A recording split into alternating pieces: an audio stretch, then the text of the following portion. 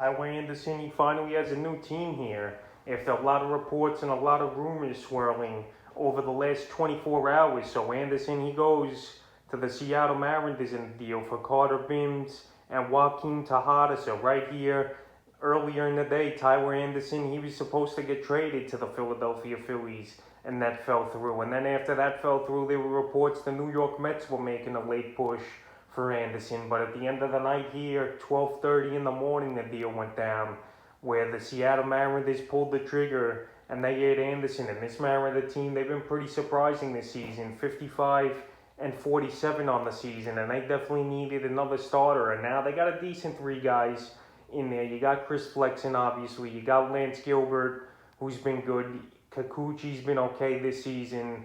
Obviously, Marco Gonzalez hasn't been that good. And Chris Flexen, even though he got bombed in last night's ball game, he's still been pretty solid and a surprise. So this Mariner team, one game out of the wild card. And right here, they're making the push to try to make the wild card and the playoffs with this deal for Anderson. So obviously, the Pirates, they're going to be selling off within the next 24 hours here with the trade deadline tomorrow at 3 o'clock. So Anderson, the second guy to go this week from Pittsburgh. First, it was Adam Frazier, who went to the Padres. So if you want to hear more about that, I got a video on that about Frazier traded to the Padres on the channel.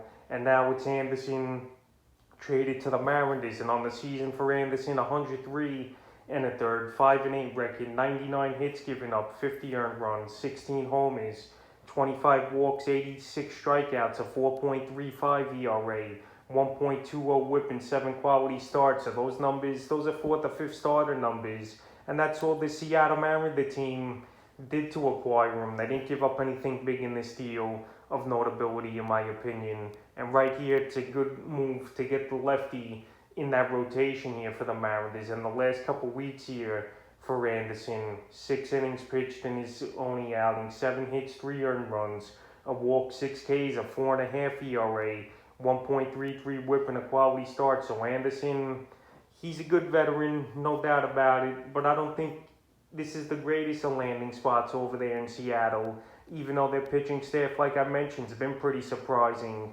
this season so far. But now going from the NL to the AL, obviously your ERA and runs given up and hits are going to go up a little more here. And Anderson, the last few outings, July 4th versus Texas, 7 innings, got the win, 3 hits, 2 walks, 6 Ks, no runs given up, an 0.71 whip, and a quality start. July 10th versus the Angels, 5 innings, got the win, 6 hits, 2 earned runs, a homer, 2 Ks, a 3.60 ERA, 1.20 whip. And the July 20th at the Rockies, 6 innings, 7 hits, 3 earned runs, a walk, 6 Ks, a 4.5 ERA, and a 1.33 whip with a quality start. So he's pitched well the last 3 out of 4 outings is Anderson with quality starts. But like I mentioned here, the American League's a different animal, obviously, with the DH, and a different league in general with more power hitters, in my opinion. But right here, as far as fantasy baseball goes,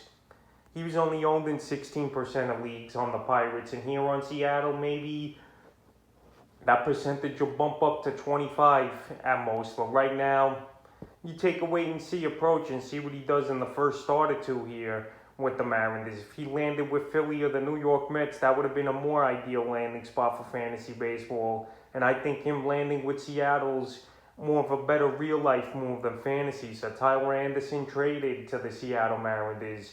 And we'll see what other deals come along the way here within the next 24 hours with the trade deadline tomorrow on July 30th.